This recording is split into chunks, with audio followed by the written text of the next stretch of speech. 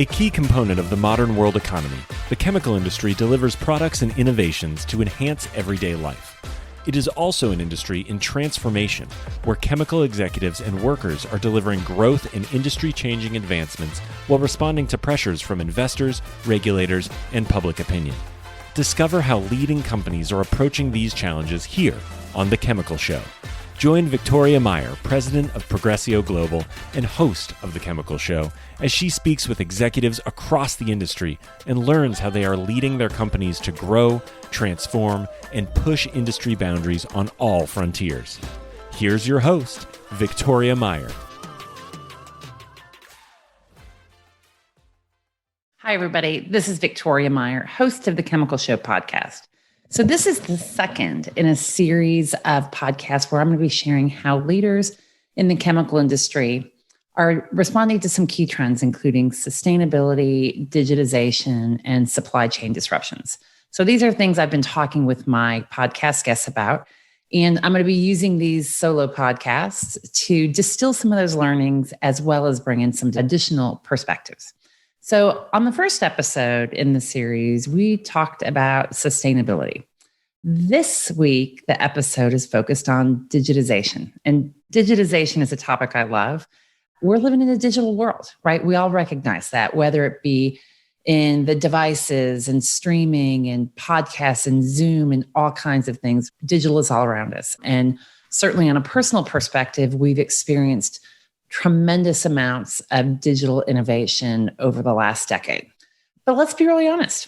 Chemical companies are not necessarily rushing or haven't been rushing to embrace many aspects of digitization, right? So there's a certain part of the chemical industry that has a love-hate relationship with digitization. So we love data and technology, right? So we are a data-driven industry and a technology-driven industry, and we've brought those aspects of digitization into our world. So from manufacturing processes, and I think about things like statistical process control and all of the control mechanisms that we have at many of our manufacturing sites.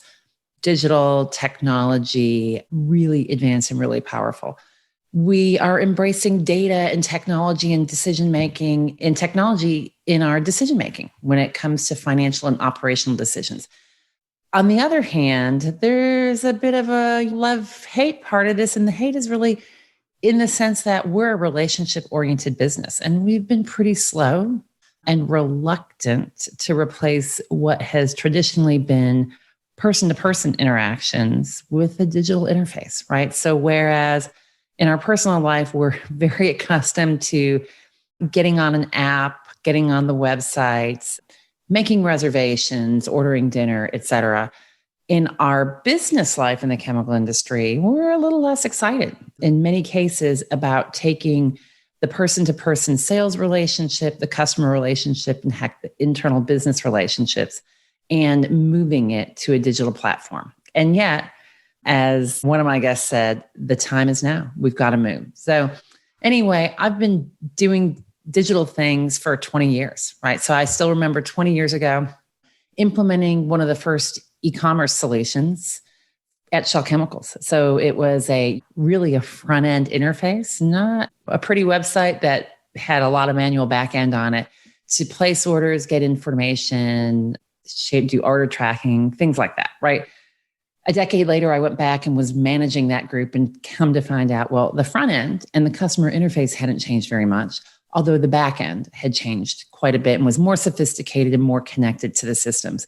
And fast forward today, and what we're doing on the front end is not substantially different, right? Now, and some companies are still working to land really robust digital platforms and portals that their customers connect to. So we've got this whole realm of early adopter, fast follower, and late follower when we think about what the chemical industry is doing in terms of digitization and digitalization, which people tell me are two different things, but digitization is easier for me to say. So we're going to stick with that. And it's things along the e-commerce routes. It's how we're working inside of our businesses, et cetera. So one of the things that I found is that one of the biggest challenges that chemical companies have and chemical executives face when we're talking about digitization is, in some respects, we're thinking too small. And executives are viewing digitization as a defensive and even value protecting mechanism and activity rather than a value creating investment. And when you think small, it's pretty hard to identify the ROI for the investment. Are you selling more product? Maybe not. Are you creating value? Maybe. Are you substantially reducing work? We don't know. And so you have to think differently about how you're measuring returns on this and what your objectives are for it. And think more innovatively about how do you apply digitization into your business and your business processes and the way that you engage with your customers and suppliers and the way that you're engaging with your internal teams and decision making. So in many cases, digitization is really about enhancing the customer experience and the employee experience. And when we think about it, as individuals, stakeholders of all types, whether they're your customers, your employees, your investors, your suppliers, are really comfortable in digitizing all facets of their lives, right? So I think about my Ring doorbell and my home control system for my AC and heating. They're digital platforms, right? So lots of home management. We talk about the Internet of Things. It's real. It's coming to a home and a business and whatever near you. And so when we apply this to chemical companies, many have been slower to embrace digital, but it's accelerating. It's accelerating because the industry doesn't have a choice, really. If the industry doesn't embrace digital, you risk becoming less relevant to your customers, to your suppliers, your investors and employees, especially thinking about employees. The new generation coming in have grown up only knowing digital. So to walk in the door of your company and not have really robust digital tools, web-based tools, handheld information, et cetera, is not going to be attractive. And we risk a lot. So one of the things, and when I talk with Jay Bhatia, who of course is deeply embedded in this with his company, Agilis Chemicals, one of the things he said with digitization is there's an evolution on the positive return for the enterprise. It's not just a financial return. It's a social aspect and there's a sustainability aspect when we think about digital and digital solutions for the chemical industry. So when we're thinking about that, we're focused in on many times digitizing existing business practices. And so this is awesome. We need to do that, but we also need to be looking at digitization as an opportunity to innovate, to leapfrog the competition. And that's really what leading companies are doing. And as we look ahead over the next years, what's happened this year, and in fact, I know there's been statements and statistics saying that during the pandemic, digitization and digital business processes and just digital activity in companies of all varieties leapfrogged by several years over the course of a couple of months. We've hit an acceleration point that's, even as we come out of the pandemic and go back to our quote unquote normal ways of working, is not going to change. So let's talk a little bit with that about how the executives and the chemical companies I've been speaking with are approaching digitization. So where are we? What's the progress that we've been making? And for the most part, the digitization has followed kind of 4 areas. One is ways of working. I'm not going to touch on that. This is obvious to most of us, right? So the fact that we've spent most of the past year sitting at home, many of us, behind a desk, behind a computer screen, still tightly accessed, tightly connected to each other, to our data, to our systems, to our information, we know that digitization in the sense of how we are working together is here. The other 3 areas are really around looking at digital and digitization in the sense of data and the data platform. So how are we sharing information, creating and utilizing big data to increase the speed of decision making? So that's one area. The second area is really around digital delivery channels. So I've touched on that a little bit. This is around how do we engage with customers and suppliers?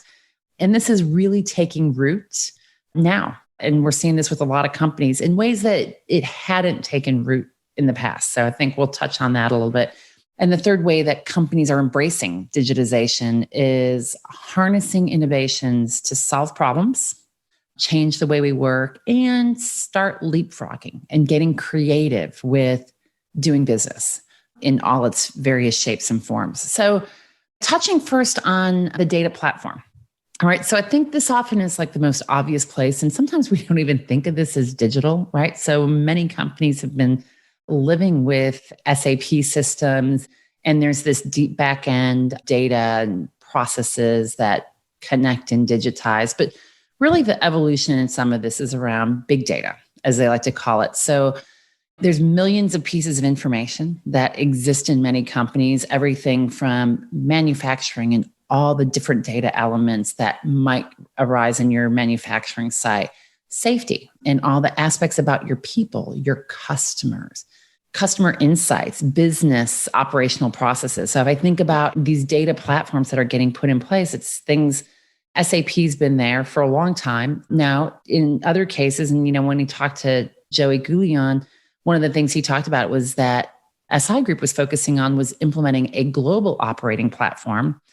So they have real-time information sharing and better and faster decision-making. So this is still critical, especially when we see all the M&A and kind of the combinations and recombinations of businesses. Getting onto a single global platform is powerful. And that's the start of this big data transformation. We'll be right back. At Ecovist, they're accelerating the transition to a sustainability-driven future. Their long history of innovation, expertise, and customer collaboration supports the development of proprietary catalysts and services across their two industry-leading businesses, Advanced Materials and Catalysts and Eco Services. Advanced Materials and Catalysts is a leader in proprietary and customized technologies for polymers, cleaner fuels, emissions control, and circularity. Eco Services is the largest North American recycler of spent sulfuric acid. Ecovist, your catalyst for positive change. And it's really about how do you harness this information? So if we think about going back a decade or more ago, right?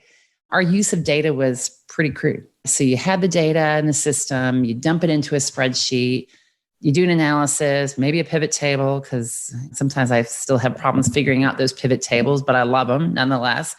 And it was pretty crude. But today we're looking about digitization of that data and of that business information stream, not just from a data perspective, but from an analytics, right? And so thinking about how do you use analytics, AI, smart development to change how your business performance is, your manufacturing performance. And manufacturing has been digitized from a data perspective for years, but we now have greater capability to do more analysis, predictive analytics, and even things we talk a lot, certainly in the personal space.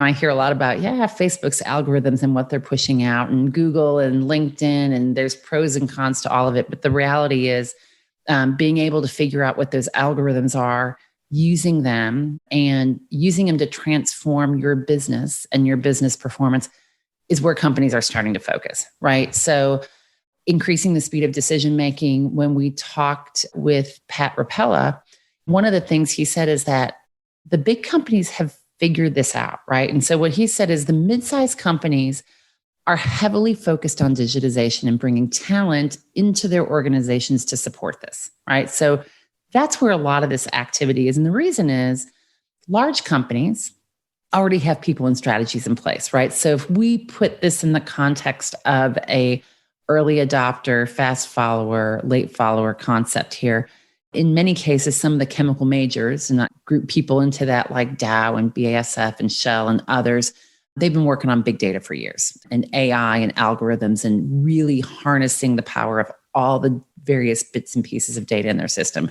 And it's the mid-sized companies that are really starting to invest the time and the resources, finding the right talent inside the chemical industry and outside the chemical industry. And I think that's pretty interesting. That's one of the pieces that Pat Rapella shared about that, was that he's looking and bringing a lot of people from outside the industry into the industry to help companies with these digitization, big data, big analytics pieces of it. So that's one aspect. The other aspect that people are still focusing in on and spending time is around digitizing delivery channels, right? So how do you engage with customers and suppliers? What I think is interesting with that is in many ways in our personal life, there's a continuous evolution of this digital delivery channels, right? So when I think about delivery, let's just even get to something like Instacart, right? Where how do you get your groceries delivered and how do you engage with your retailers and your local vendors and local or far away, right? So that digitizing the delivery channels is an ongoing evolution in our personal life. And it's really a focus in many companies. So it's e-commerce and digital delivery, but it's not just about sales. Sales is one piece of it. Certainly bringing more of our business transactions into a digital platform is critical, but we're also looking at people focusing in much more on a portal approach. And so this was something that when I spoke with Ron Zmick, he talked about that Palmer Holland is really focusing in and their customers are interested in a portal approach. So access to orders and invoices and tracking information, order tracking and other stuff. So bringing all this information into one place. Now, here's the reality. The challenge is just like in our personal lives, you've got 7 million passwords to remember, and you're working this with all of your customers and all your suppliers potentially. So there's got to be some solutions. I'm certain if I were to bring Jay Batia from Agilis Chemicals back on, he might have a solution to talk about this, and we can talk more about how do you kind of coalesce some of this portal effect into one. But what I think the challenge is, I think this is important and it's critical and it's about the experience and the customer experience, but it's not moving the needle, right? So when we think about it, it is specifically focused on digitizing existing practices and processes and business relationships, but it's not necessarily moving the dial. So it's innovative, but it's not pushing the needle and it's not ultimately creating revolution or innovation and helping us to leapfrog, right? So that's one aspect of it. And then the third aspect and the final aspect that I want to talk about today is really about harnessing innovations to change the way we work. So I loved the example, and other people told me that they loved it as well, when I spoke with Brad Beauchamp, and he talked about how they've got eyeglasses during the pandemic. They acquired eyeglasses with cameras in it so that they could do remote monitoring and diagnostics, right? So whereas they maybe normally would send a technician from one of their labs, from one of their other operating sites onto a site to help diagnose an issue, to witness a plant trial, et cetera, it wasn't feasible to do so, right? So if you think about the early days of the pandemic last year, we were locked down, people were not traveling, not visiting other sites. In fact, I hear some of the same thing today, that people are getting out and about and starting to meet business partners more often, but it's not often on site. Many office locations and sites are still locked down from bringing in third parties. But nonetheless, when I go back to what Brad talked about with eyeglasses with cameras in it so that the person sitting behind the computer thousands of miles away could see what his or her colleague was seeing, it's like something out of a movie from 20 years ago. These days, these movies move faster, but it's interesting. So it's bringing these innovations to changing how do we work. And my guess is this is an innovation that it was opportunistic, but it's going to change that business approach in the long term. You know, the other thing we've seen, and we've been seeing this for several years already, is using drones to do tank inspections, right? So it's a huge safety opportunity. Going into closed tanks, as we all know, is a potentially hazardous activity, right? So there's a lot of policies and procedures around it to make sure that the person that's doing it is safe while they're doing it and not going to be in harm's way. And being able to use drones to do that is taking something from personal life, frankly, people buying drones and flying them around their neighborhood to check things out, and putting it to a really practical business use that's going to reap rewards. It is reaping rewards. It drives long-term benefits. And we're seeing that as just one of the innovations that's changing the way we work, that's improving our safety profile, that's allowing people to stay connected and creative and being able to solve problems without having to be there in person. So I think this is where some of our leapfrogging may take place, right? So innovation with a purpose is kind of what I call it. Like there's a real need and there's solutions elsewhere in our ecosystem, whether they be in the chemical industry or just personal lives, other industries, and chemical companies are finding those innovations, bringing them in and using them to solve challenges that they have in the moment and really creating some opportunities in that space. So one of the quotes I threw onto my notes here that reminds me of is, this is a bit of Schoolhouse Rock. So when I was a kid, I loved Schoolhouse Rock. Every Saturday morning, I wanted to make sure I was sitting in front of the TV and watching Schoolhouse Rock. And I think I might have memorized every episode and all the songs. But what this is, and I think about where we are sitting here in 2021 and looking at what the industry is doing and across a variety of aspects is digitization, and it's mother necessity. So if you remember, it's mother necessity. Where would we be without the inventions of your progeny? So that's where we're at. Digitization is here. It's evolving. We heard some great stories from my guests on the show that we've had as we've talked about what they're doing from a digital perspective and a digitization perspective in their company. And so what do you think? Let me know. I'd love to hear your feedback in terms of, where is your company? Are you guys an early adopter? Are you moving ahead of the game and implementing things that others aren't yet at this point in time from a digitization perspective? A fast follower, a late follower? Where are your chemical companies? And where do you see chemical companies going next? And when we think about innovation and digitization. So send me a message on LinkedIn, shoot me an email. I'd love to hear your thoughts on that. So thanks for listening. I appreciate you guys participating and listening to The Chemical Show. If you enjoyed this episode, please send me some feedback and also go in and do a rate and review. And maybe more importantly, share it with a friend and colleague. I think it's an opportunity for us to keep getting the word out and sharing our great stories about the chemical industry. And I appreciate you guys listening to The Chemical Show and sharing it as well. Thanks.